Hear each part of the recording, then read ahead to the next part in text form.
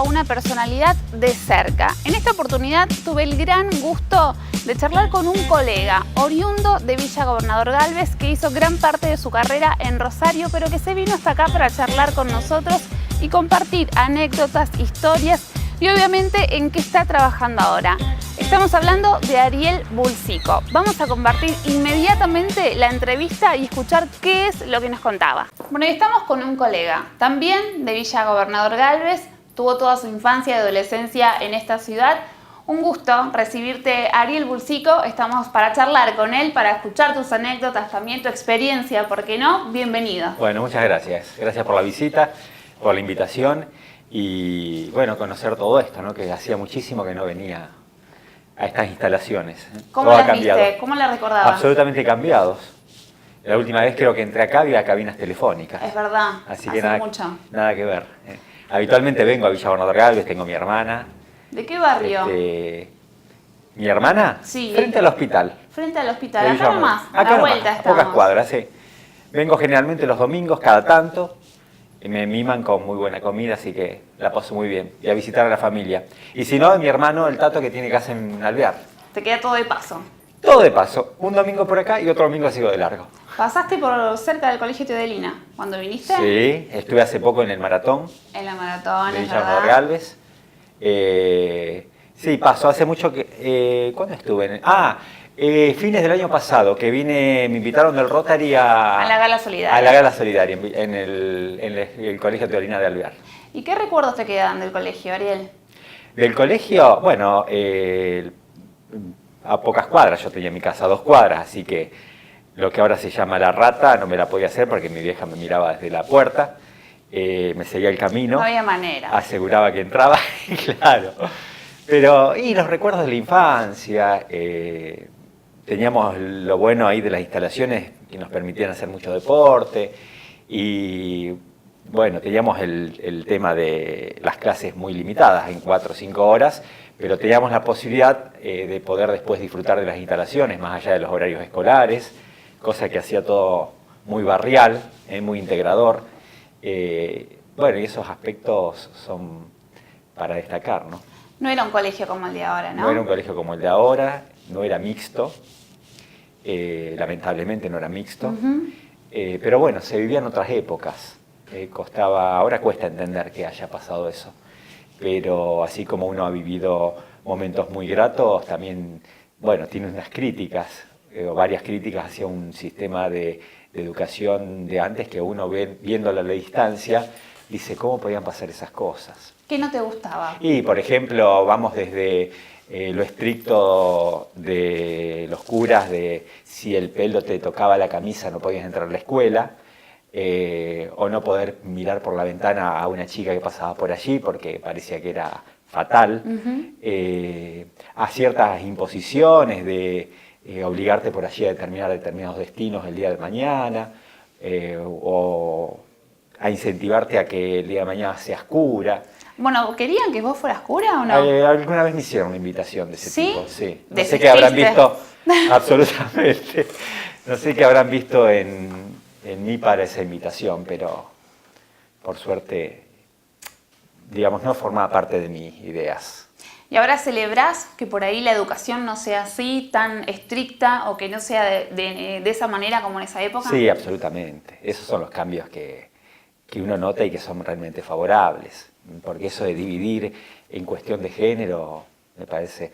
Por supuesto, eran otras épocas. Ahora que estamos todos con esta lucha en torno a la igualdad de género y demás, uno ve a la distancia cuántas cosas, incluso dentro del ámbito familiar, se daban y que la verdad que no se podían permitir, pero en aquella época se naturalizaba. Entonces, bueno, parecía algo razonable y que tenía que ser así, ¿no? Bueno, en tu familia la figura de tu papá era bastante autoritaria, era muy respetada, ¿era así? Era bastante autoritaria, sí. Digamos, yo con el transcurrir del tiempo, en esos momentos, yo era adolescente, me costaba entender, pero uno con el transcurrir del tiempo sabe entender o intentar explicar la actitud de determinadas personas. En esa fuerza o carácter ciertamente fuerte de mi viejo, había en el interior de él, yo quiero entender, una impotencia para poder acercarse a la familia o para poder expresarse de otra manera. Y mi vieja era el otro carácter, digamos, un poco más sumisa, que desarrollaba todas las tareas de la casa, que se tenía que levantar de la mesa para acercar algo cuando algo faltaba. Antes era bastante común eso, ¿no? Por eso digo, a lo largo del tiempo uno se da cuenta de muchas cosas y vos decís, ¿cómo pasaban? En la escuela igual. Y bueno, y pasaban. Y el día de mañana nos vamos a dar cuenta de muchas cosas que pasan ahora y vamos a decir qué increíbles que hayan pasado. Que uno la naturalizaba tanto. Exactamente. Yo siempre destaco, pese a eso, ¿no? Porque la verdad que debe resultar, yo no tengo hijos, muy difícil desarrollar y educar a los hijos, pero más allá de ciertos errores y demás, de nuestros padres, yo siempre destaco la voluntad de mis viejos por que nosotros podamos educarnos, podamos estudiar, podamos crecer bajo la consigna de determinados ideales y principios, de la honestidad y demás, que está por encima de todo lo otro. ¿Y con tus hermanos? ¿Sos el menor de buena 3? Relación, soy el menor de 3. ¿Cómo sí. te llevabas de chico? No, siempre muy bien, siempre muy bien. Yo fui muy compinche de mi hermana, bastante compinche de mi hermana, y han pasado los años y seguimos queriéndonos mucho, somos de vernos mucho, con mi hermano también. La verdad que es una relación, es difícil a veces de mantener una relación, sobre todo cuando vamos creciendo, cada uno tiene su destino, pero se ha mantenido una relación muy, muy interesante. Sin embargo, me han contado A ver qué te han contado. que al ser los dos más grandes no te prestaban mucho los juguetes y un radio grabador que le había comprado tu papá no te lo prestaban y que un día te escondiste para hacer de cuenta, para jugar, simular que relatabas un partido. Sí, que relataba los partidos. Ese era más mi hermano. ¿No te lo prestaban? No, me lo escondían bastante. ¿Cómo es la diferencia de edades entre Y todos? más o menos 5 años cada uno. Desde mi hermana 5 hacia mi hermano y mi hermano hacia mí 5. Sí, a mí me gustaba ya de chiquito el tema de relatar los partidos de fútbol y sobre todo me gustaba la parte del locutor comercial de los partidos de fútbol, esa parte me gustaba hacer, más que relatar el partido de fútbol. Yo escuchaba mucho la Oral Deportiva, el Gordo Muñoz en los relatos de fútbol, tenía todas las estadísticas de los torneos y demás, y ya se perfilaba, ¿no?, la tendencia a que me gustaba mucho hacer eso, más inclinado hacia lo deportivo, un poco como te pasó a vos al comienzo. Y bueno, entonces tenía todas las estadísticas y me gustaba relatar los partidos. Entonces yo tenía el radiograbador con el micrófono y relataba. Y bueno, mis hermanos pensaban que lo podía romper y demás, entonces es como que me lo esquivaban un poco. ¿Y por qué Independiente? Independiente por mi familia. Yo tengo familias que crecieron, se educaron en la zona de Campos, en el Trébol, Centeno, la zona de Cañada de Gómez, toda esa zona, y en esa época, donde yo era chiquito, Independiente jugaba muchos torneos internacionales, estaba, digamos, en las zonas rurales estaba muy de moda los hinchas de Independiente por los buenos resultados de Independiente. Entonces, mi familia, digamos, hablamos de tíos y demás, no tanto mis viejos, bueno, mi viejo era más de Huracán, pero no era fanático, y mi vieja era de Newell's. Tampoco, ¿no?, marginados del fútbol. Pero más mis tíos eran bastante fanáticos de Independiente, un tío de mi parte, sobre todo paterna. Y bueno, me empezaron a llevar a las canchas de fútbol aquí de Central de Ñul cuando iban los hinchas visitantes y venía Independiente. Y para mí todo eso generó una magia que es imborrable, porque yo me acuerdo podíamos ir a la cancha con las radios chiquitas, sí. Era otra época, ya había visitantes, podíamos llevar las banderas con... Te dejaban entrar con los elementos, claro, de las con radios, todos los elementos, la corneta, ¿viste? Era otro clima, íbamos 2 o 3 horas antes del partido, es decir, era todo un acontecimiento, porque jugaban los equipos de reserva. El verdadero folclore. Claro, todo el folclore, y a mi tío le gustaba mucho ver los partidos de reserva. Entonces nos instalamos ahí, era una tarde, para mí, lo más. ¿Y sostuviste todo el amor? Absolutamente, eso no se cambia. ¿Te bancaste todo lo de Independiente? Todo me banqué, buenas y malas. Bueno, y ahora, bueno, en 2017 terminó excelente. Sí, bastante bien, sobre todo, bueno, algunos resultados, pero sobre todo por la forma de juego que nos identifica muchísimo. ¿Y el periodismo de dónde viene? El periodismo nace naturalmente en mí. Yo al principio quería ser químico, una cosa rara de chiquito, y un día se despertó...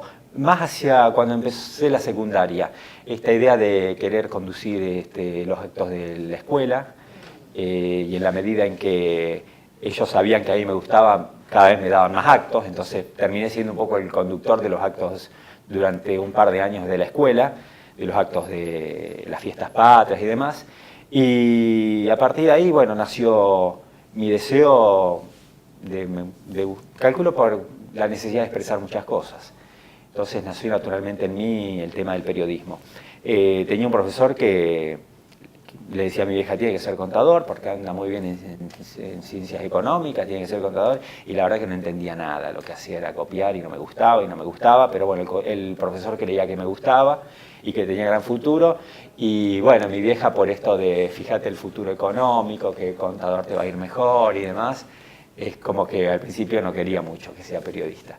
Pero después, bueno, se imponen esto los deseos de uno, ¿no?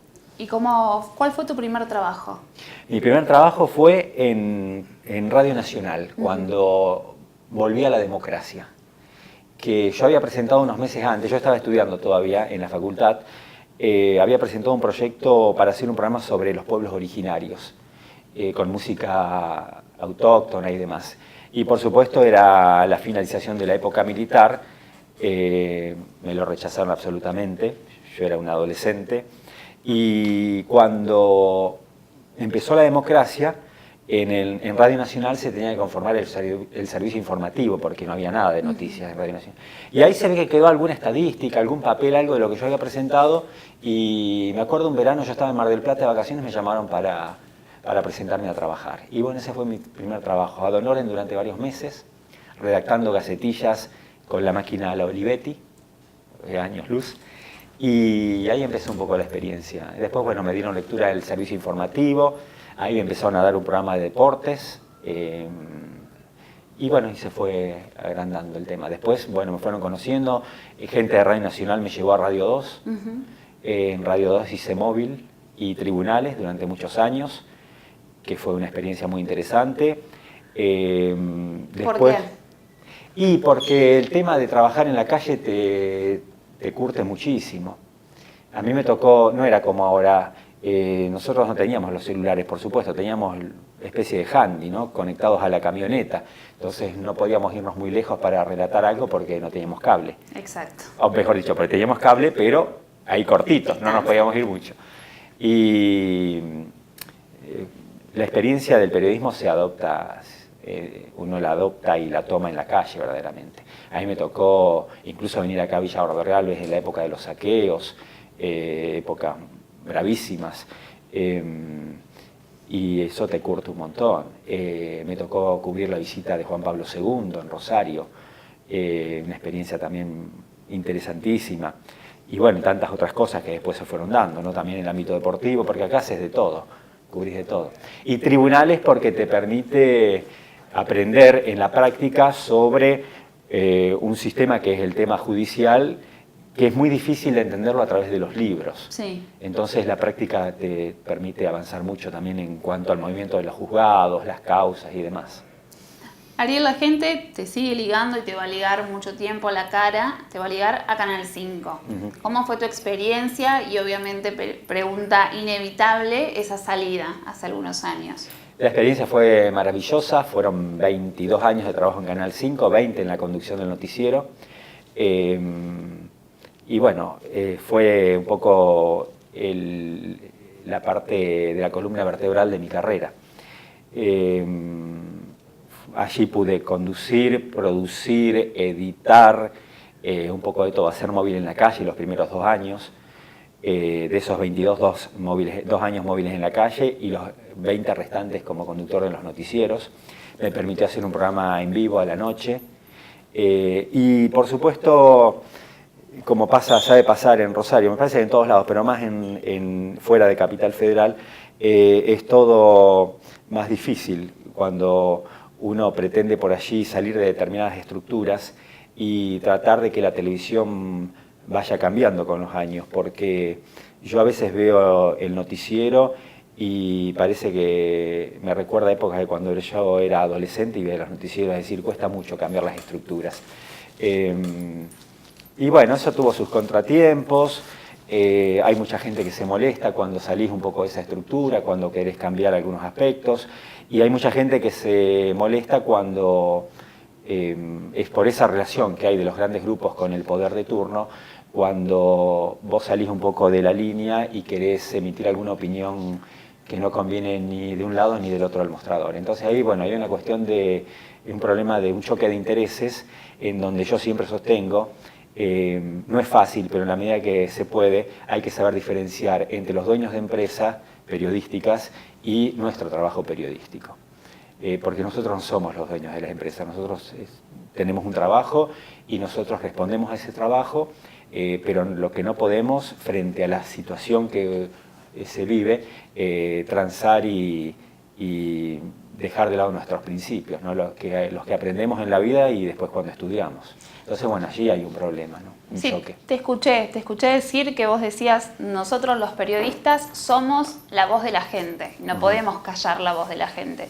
¿Eso es lo que vos quisiste expresar en ese momento? Sí, digamos, ser la voz de la gente es una cuestión, por allí uno generaliza, y por lo menos somos la voz de un determinado sector de la sociedad. Creo que nosotros, en la medida en que tenemos el privilegio de estar sentados aquí, es una especie, como yo digo siempre, de concesión que nos da la sociedad, de que, bueno, vos estás de ese lado, representanos, o por lo menos representás a los que vos creés que tenés que representar. En la medida en que vos no haces eso, estás dejando de lado muchas de las consignas que forman parte del periodismo, de la base del periodismo. Y a mí me pasa que hay determinadas cuestiones que yo creo no se pueden ignorar. Yo tuve muchos problemas cuando hablé del tema del avance del narcotráfico en esta provincia, en esta ciudad, y a partir de allí, cuando uno se sale de la línea editorial que la empresa junto con el poder político de turno quieren que se implante, allí empezás a tener los problemas. Y la verdad que si uno está de este lado, a mí no me gusta ser el molde de lo que... Yo, por supuesto, respeto determinadas condiciones de trabajo porque no queda otra frente al dueño de una empresa, pero hay cuestiones cuando vos directamente te prohíben no decir determinadas cosas fuera de tu horario de trabajo, estás entregando tu honestidad, tu forma de pensar, más allá del trabajo periodístico que es importante. Que a vos te prohíban fuera de tu lugar de trabajo no opinar, es una cuestión que me parece absolutamente intransable. ¿Te sentiste decepcionado? Por supuesto, me sentí decepcionado porque la gente que me transmitía, cuando vos empezás en un enfrentamiento con una empresa tan grande como es el Grupo Telefe en este caso, vos te sentís absolutamente vulnerable, sos un pedacito de arena en un elefante, no sé. Y fueron épocas muy difíciles, porque eso derivó en muchas reuniones, en muchas reuniones muy pesadas, y sí, me sentí decepcionado de quienes me decían eso, y había sido gente que estudió conmigo, por ejemplo.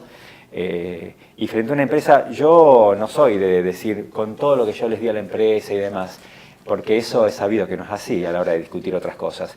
Pero me sentí decepcionado porque así como yo tenía un sueldo y demás, yo creo que al estar 20 años en un programa constante de televisión, en este caso Noticiero de la Empresa, algo también habré dejado y habré dado para estar allí. Entonces...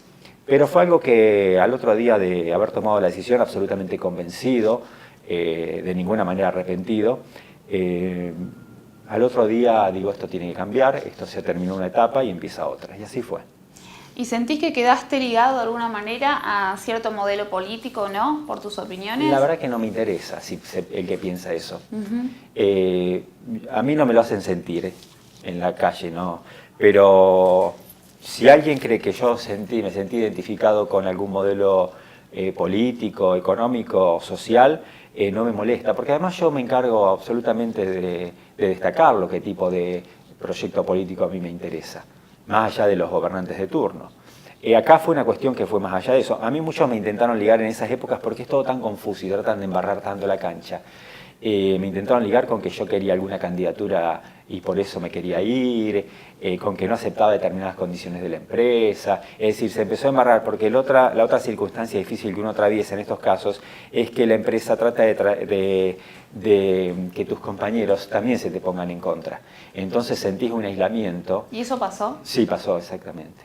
Entonces sentís un aislamiento que provoca un vacío muy difícil. Yo tenía noches que no podía dormir, entonces, porque además entran a correr versiones distintas, intervienen otros factores externos, entonces se mezcla todo.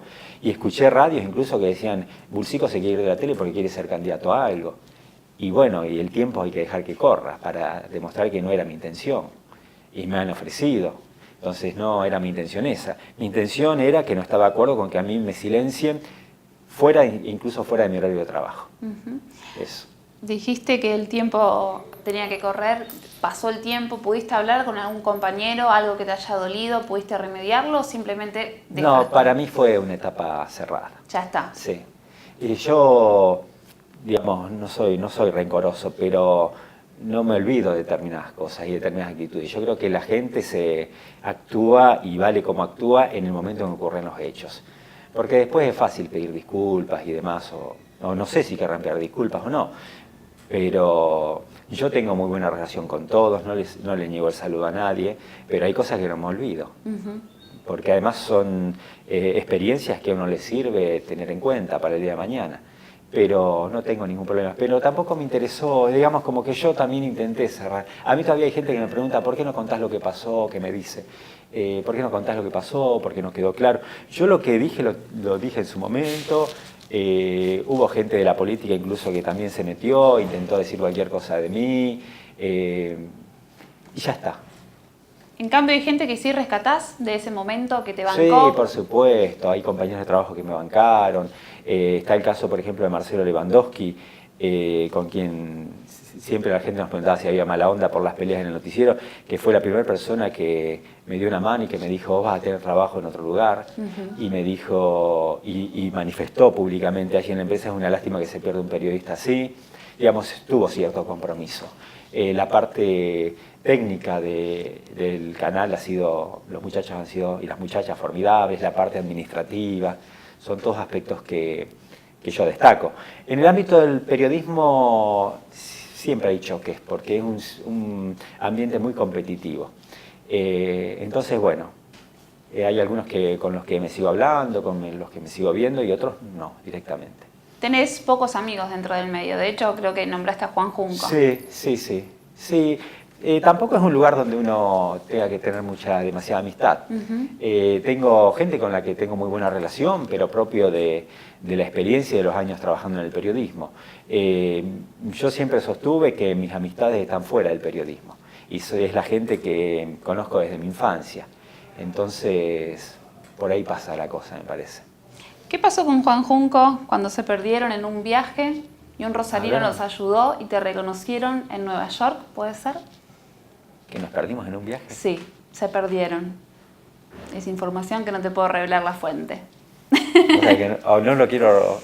¿O no te querés? Que nos perdimos en un viaje. Sí, se perdieron en Nueva York, un rosarino No, a Nueva York ayudó. no fui, a Nueva York no fui nunca. O en Miami era. Miami puede ser, pero no recuerdo... Yo sé que con Juan fueron a Machu Picchu, ¿puede ser? Al Machu Picchu fuimos, sí. Y en Miami se perdieron. Y en Miami... Y los terminó ayudando un rosarino que te terminó conociendo a vos. Claro, porque él no lo conocía a nadie todavía. Él estaba en el cable. Vayan ahora. ahora. Es al revés. Ahora es al revés. No me acuerdo de Miami, que nos hayamos perdido. ¿Él lo contó? Él lo contó. Entonces tiene razón. ¿Y cómo es esa amistad con Juan? ¿Cómo No, surgió? ahora estamos un poco distanciados. Me dijo hace un montón que no lo Sí, veo. hacemos un montón que no no sé nos por vemos. qué, me dijo. No, y bueno, porque él la verdad que no sé qué hace con tanta guita, pero no le Denuncia en vivo. No le dice nada que no. Sí, es verdad, ¿viste? Está continuamente animando fiestas, se va a un pueblo, se va a otro. Al teatro. En todo Rosario le hace dice que teatro, sí. se va a Buenos Aires, hace nota con... ¿Con quién hizo la última? Con Serrat. Con Serrat, creo que se tuvo que ir a Serrat. Buenos Aires para hacer Bueno, esa. está en los sábados trabaja en la radio, en los días de semana está a la mañana en la radio, al mediodía en el noticiero, hace teatro. ¿Viste? Bueno, para la mano, dale un poco de laburo al resto. ¿Viste? Acapara todo. Cuando quiero, y por ahí vea algún partido de Central, que creo que lo sigue viendo, si no se decepcionó. Entonces cuando quiere ir a comer algo, verlo, siempre está ocupado. Por ahí cuando opina en Twitter en Central lo matan. Opina en Twitter, Se manda alguna. es también gran en Twitter. tuitero. Se manda alguna en Twitter, Juan. Ya nos vamos a ver. ¿Cómo surgió esa amistad con Juan? No, surgió también por el trabajo nuestro. Y alguna vez nos conocimos, empezamos a salir con otros amigos y demás, y quedó una relación allí. Después, bueno, él tiene una casa de fin de semana, íbamos a veces a la pileta. Y son cuestiones que se dan, digamos, del ambiente periodístico, ¿no? Ariel, ¿y ahora con qué estás? Ahora estoy en la CI 98.9, todas las mañanas de 9 a 12, haciendo Nadie es Perfecto. La pasamos muy bien, es el ámbito que más me gusta de los medios de comunicación, la radio. Y bueno, el resto del día estoy con mis comercios de ropa, uno en Pichincha, otro en el centro de la ciudad, en Entre Ríos al 1200, ya en otro ámbito. Cuando a mí me pasa lo de Canal 5, yo digo, acá la mano viene dura y bueno, hay que abrir otra posibilidad de ingresos, ¿no? Porque se me venía difícil. Y allí es cuando fue creciendo esta idea, porque además hacía mucho que me gustaba el tema de la ropa, más el microemprendimiento y demás. Y a partir de allí, bueno, empezamos con el local en Pichincha y después abrimos el otro local en el centro. Te lanzaste con eso. ¿Y te gusta? Sí, me gusta, me gusta. Depende de las épocas. Ahora estamos en una etapa difícil. Nosotros, la idea nuestra era empezar más con la confección local, identificarnos con la confección nuestra, pero bueno, después por el tema costos, la verdad que te cuesta más, es más caro armar la propia prenda que ir a Buenos Aires, traerla y venderla, ¿no? Entonces son cuestiones del momento, digamos, son épocas. Estamos haciendo algo nosotros, pero con las máquinas que tenemos y todo, pero debo decir que a veces se hace más difícil que ir a comprar ropa. Hay que adaptarse. Hay que adaptarse, exactamente. Te pregunté ahora con qué estás, ¿con qué te gustaría estar dentro de unos años? Mira, es algo que me planteo, qué poder hacer. La verdad que la situación a mí me gustaría seguir con el periodismo. La situación en los medios, y es una situación general en el país, en Rosario se está sintiendo muchísimo, es bastante incierta y difícil. Hay problemas en LT3, hay problemas en las grandes empresas, hay problemas en la capital y demás, hay problemas en las FM. Entonces uno lamentablemente no puede avisorar un futuro, es incierto. Sí. Porque las empresas mediáticas están, salvo las más grandes, que también tienen sus dificultades, pero tienen más respaldo, está muy difícil. Así que uno no puede avisorar una continuidad cierta en el periodismo. Entonces, bueno, uno se va preparando, va viendo hacia dónde vamos. Y además porque yo sé que en la medida en que me iba de Canal 5 se me iban a cerrar muchas puertas también. Porque si bien hay cierta competencia, a la hora de definir qué trabajador tomas y qué no, se ponen bastante de acuerdo. Entonces, bueno, no sé, estoy analizando qué hacer. Por allí ampliar con otros locales el tema de la actividad de la ropa y también en este desafío que ahora se impone mucho con el tema de las redes, hacer periodismo independiente a través de las redes. Me parece que por allí hay mucho también por avanzar, ¿no? Pero bueno, justo esa pregunta es la que me estoy haciendo en estos tiempos, ¿qué hacer? Porque veo que el tema del periodismo se va acotando bastante y bueno, hay que buscar alternativas, ¿no? ¿Te consideras una persona bastante crítica? Absolutamente, sí. Yo entendía el periodismo antes, esto también depende de las épocas, me parece, como que tenía que ser más testimonial y que la gente analice y saque sus propias conclusiones. Me parece que estos últimos años nos han llevado a tener más compromiso con nuestra profesión y frente a lo que pasa. Entonces, considero que el periodismo debe ser más crítico. Desde tu punto de vista, que la gente sepa qué pensás, desde qué punto de vista estás hablando, pero no dejar pasar y no estar ausente de las cosas que nos ocurren como sociedad. Entonces, yo me considero, sí, ahora más todavía. Para cerrar, si yo te pido un consejo para los chicos que quieren iniciar estudios en periodismo, ¿cuál sería el consejo? ¿Que critiquen? Sí, que tengan su propia personalidad, que no dejen de lado esas consignas de personalidad, de principios, de honestidad. Yo cuando era chico y quería hacer periodismo, me decían los que ya eran periodistas, no, ¿cómo te vas a meter con el periodismo? Es muy duro, es difícil, no, déjate de joder, dedícate a otra cosa. Creo que allí había cierto celo a que se incorpore nueva gente en ese mensaje. Te vas a morir de hambre, te decían también. Bueno, ese también, te vas a morir de hambre. Pero te decía mucho de que no, es muy problemático, es decepcionante. ¿Y vos qué haces entonces? Me preguntaba yo, ¿no? Pero me parece que había mucho de celos ahí. Yo jamás le diría a un chico o una chica que quiere empezar el periodismo, no lo hagas, porque sí que tiene, como todo laburo, sus complicaciones. Pero más acá también porque uno está muy expuesto, ¿no? Desde la medida en que se escribe, en que se habla en una radio, un canal de televisión. pero que jamás dejen de estudiar periodismo si les gusta. Que no estudien el periodismo para ser famoso, porque muchos quieren para llegar a una pantalla de televisión. El periodismo se desarrolla a las 24 horas del día, forma parte de un estilo de vida. Y que por sobre todo no dejen de lado los principios y las consignas de cada uno y que sean críticos, que militen en el periodismo, porque es lo que, por supuesto los tiempos irán cambiando, ¿no? Y habrá otro tipo de periodismo, pero es lo que por lo menos se necesita en estos tiempos, que cada uno sepa desde el otro lado, desde qué lado se está hablando y quién es el que le está hablando. Porque en definitiva todos tenemos nuestra forma de pensar, respondemos a algo, y eso del periodismo independiente ha quedado puramente en un mensaje, ¿no? Perfecto, muchísimas gracias, Ariel. Gracias a vos por la Ha sido visita. un gusto tenerte como invitado. Muy amable. Gracias. Bueno, y así pasaba, compartíamos esta gran charla con Ariel Bulsico, este periodista de Villa Gobernador Galvez que está haciendo gran parte de su carrera en Rosario. ¿Vos querés volver a compartirla? Visitá nuestras redes sociales, Facebook, Twitter o Instagram, De Cerca Oficial. También vas a poder ver ahí algunas fotografías del backstage de los demás invitados que te vamos a ir presentando en De Cerca. Y esto fue todo por hoy, nos volvemos a ver en nuestro próximo encuentro.